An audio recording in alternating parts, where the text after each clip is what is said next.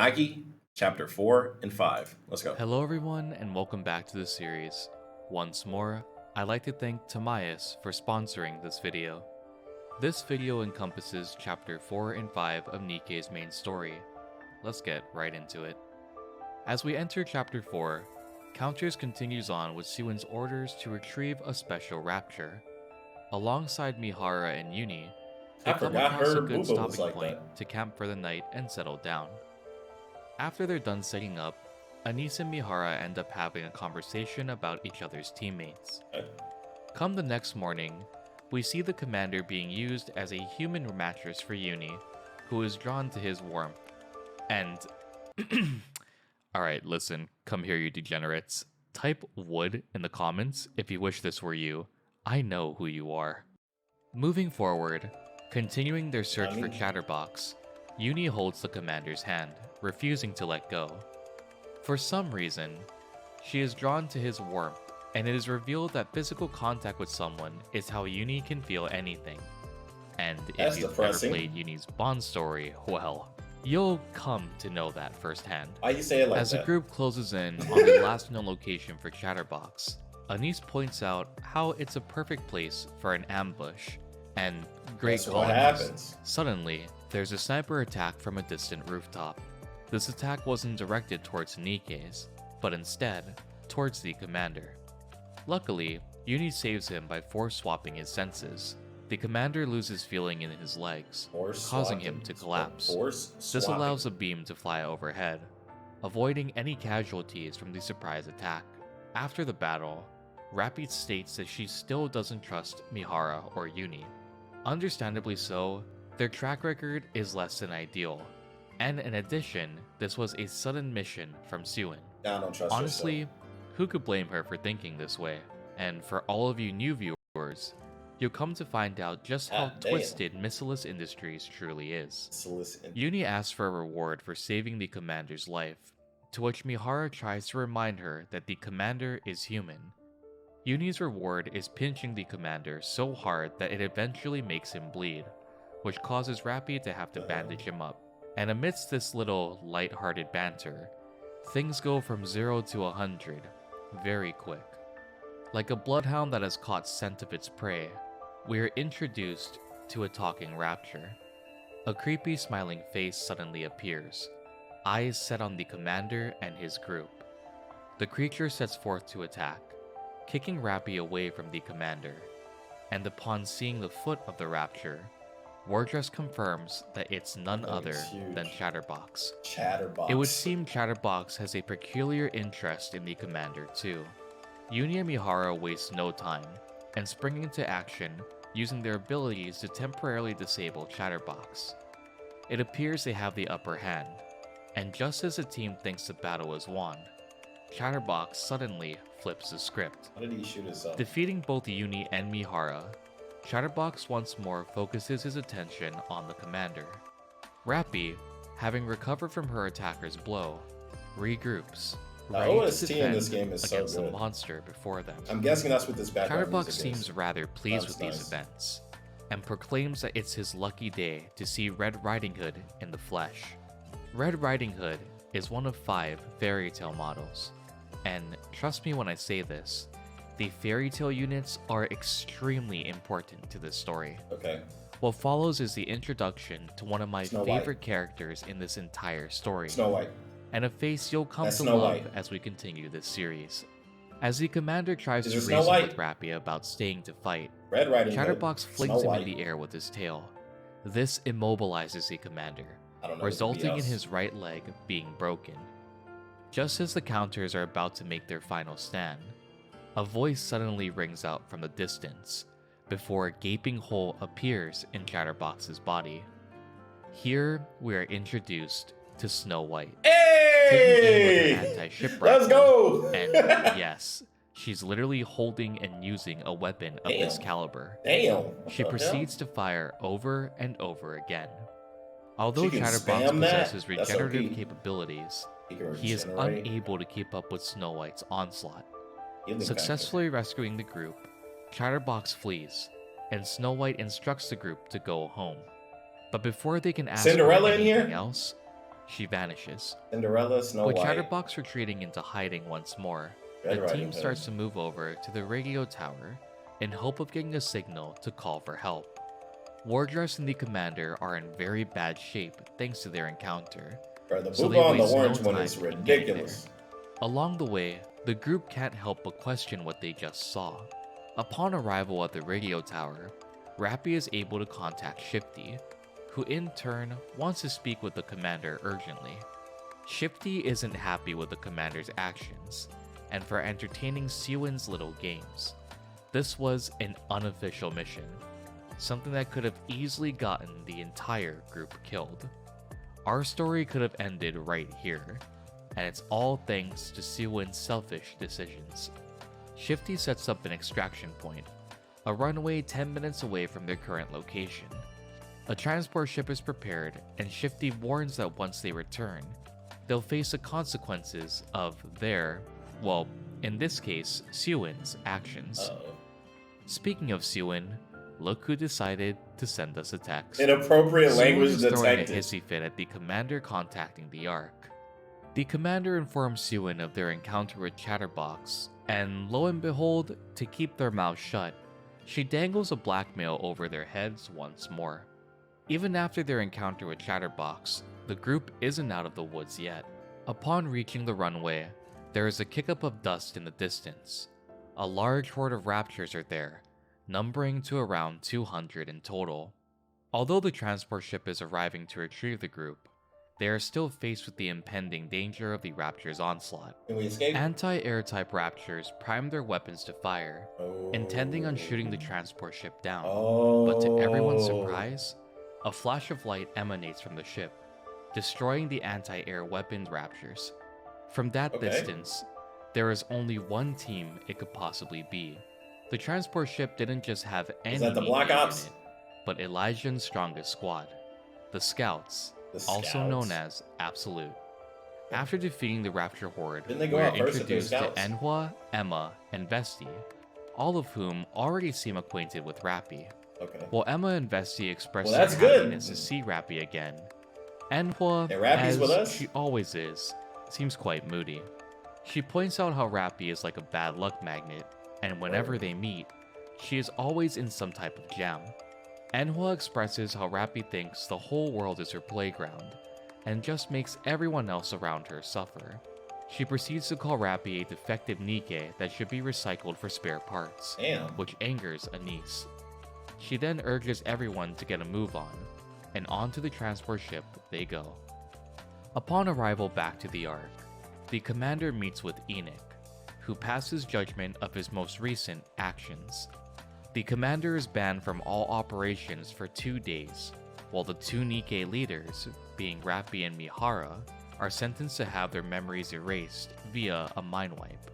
Yes, Counters and Siwin's own Nikke squad take the fall for her actions. But being the prim and proper princess that she is, she doesn't own up to anything, even though this is all her fault. Siwin doesn't see a problem with a few Nikkes getting their brains scrambled, because of course she doesn't. An egotistical maniac not having sympathy for others surely doesn't surprise anyone watching this video. To Siwin, Nikkes are weapons made to serve humans. Weapons don't need memory, they don't need emotion. With Siwin done with her dribble, she leaves. At this moment, the commander is given a choice, to either talk to Rappy or Mihara. If you talk to Rappy, she will tell you that she's a little scared, but she knows that Enoch's judgment is absolute. She'll explain If they have that fear, it's then like they're not just robots. mind. That's an emotion. And if you choose Mihara, you will talk to Uni and Mihara and see their side of how the mind wipe will affect them. Uni is understandably angry because she feels the commander had lied to her, but Mihara tells the commander that they tried their best. Mihara asks Uni to complete her again once her mind is erased, and to make her into the Mihara that Uni once loved. The higher-ups, evidently, are also displeased with Siwin's behavior. Meeting briefly, Anderson discusses how she's on thin ice, and calls for Shifty to summon the commander to his quarters.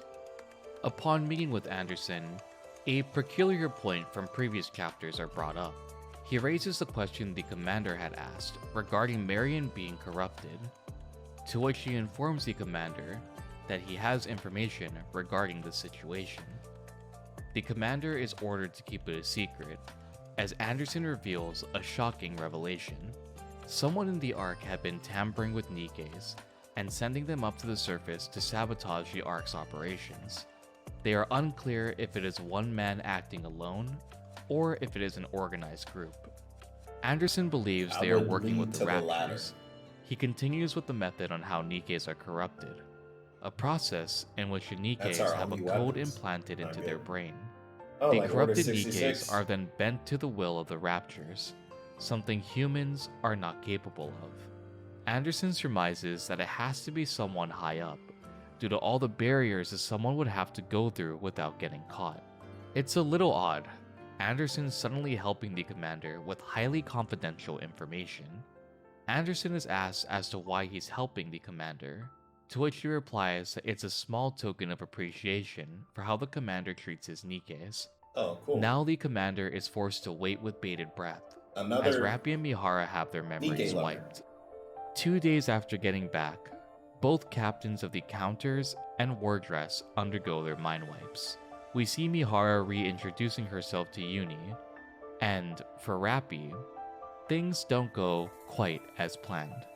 At the outpost, Anise and Neon wait anxiously to meet Rappy again, and start to make lighthearted jokes of what they're going to do when they first see her again. When Rappy returns, it is revealed that her memory wasn't erased, and she remembers everything.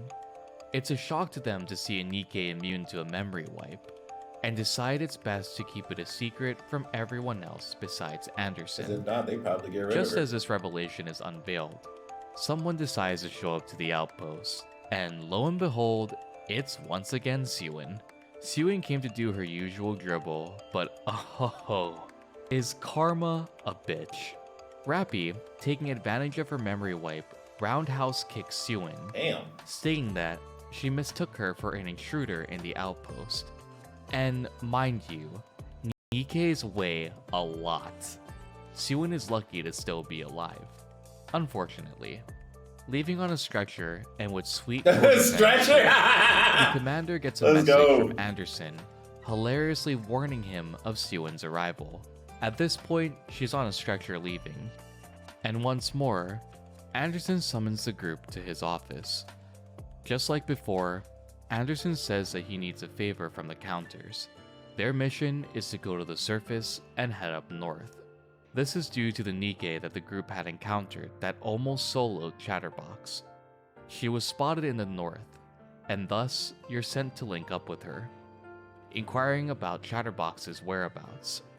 It is revealed that Snow White belongs to a group of NIKKEs that are referred to as pilgrims, NIKKEs who live on the surface and separate from the Ark.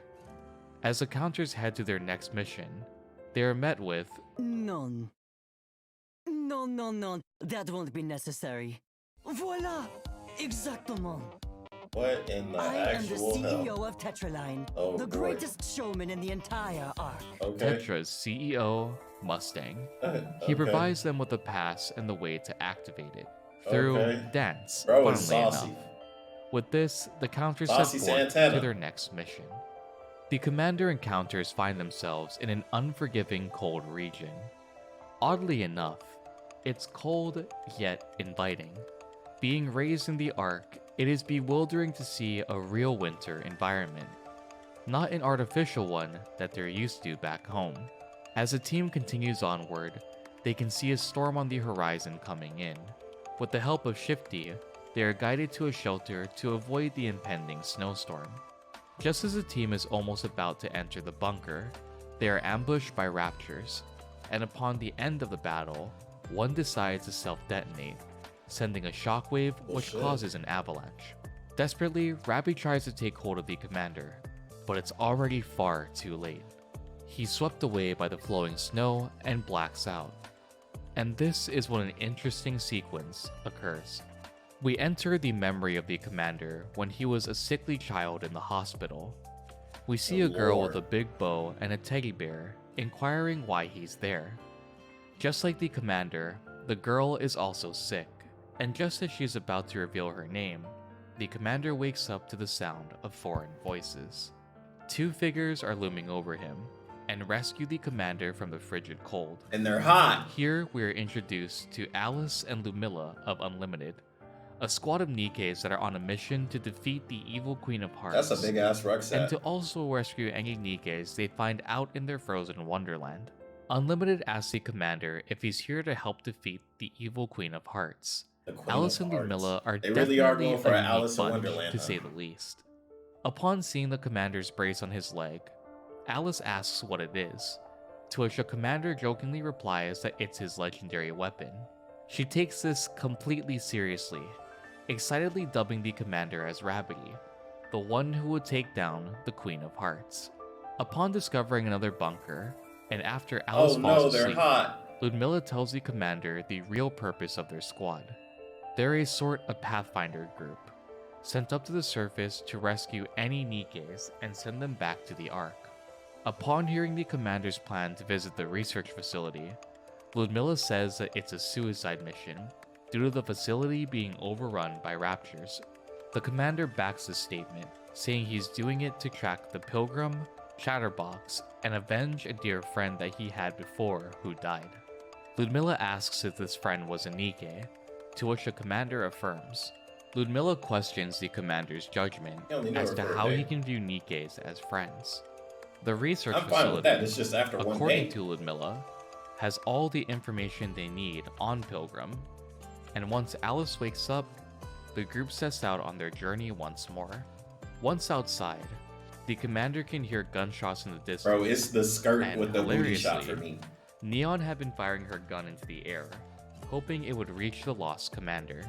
With Counters and the commander reunited, the team closes in on the research base and takes a look around to try and figure out how to get inside. Security is tight, and nothing gets in or out without the Raptures knowing. Upon making the choice to go broke against the Raptures, Alice asks if the Counters are the commander's aforementioned teammates, to which the Counters confirm. According to Ludmilla, this fortress is one that has impenetrable defenses. Normally, no Rapture would be able to get in. However, due to years of wear and tear, the facility became outdated, and some equipment began to malfunction. The defense system also seems to have been taken over due to Raptures hacking the system, an ability which, once more, is something Raptures should be entirely incapable of doing. The group decides to exploit the facility's weak points, and upon entering, they wait with bated breath to see if the research facility harbors any information of the mysterious Pilgrim they'd encountered earlier. Up until this point, Snow White is the strongest Nikke that we've seen, while Chatterbox is the most dangerous Rapture. Two powerful forces colliding, and both so elusive that little is known about them. What started as a simple transfer of power in Chapter 0 has now turned into quite a rabbit hole of mysteries in this world. And trust me when I say this, it only gets deeper. Damn. Okay. Did you remember all the events of these past two chapters? Or is this your first time listening to it? It's my first time. Let me know in the comment section down below. Thank you all for joining me. Alright. And I will see you all in the next video. Alright, so that was 4 and 5. I'm about to check out. Let me see actually. Is it 6, 7 or 6, 7, 8? Damn, chapter 15 through 16, bruh. 4 through 5, 6 through 7. All right, we'll watch 6. Wanted to thank all my new channel members for supporting this series. If you'd like to become a channel member, I will watch it tomorrow. It's a whole TV episode.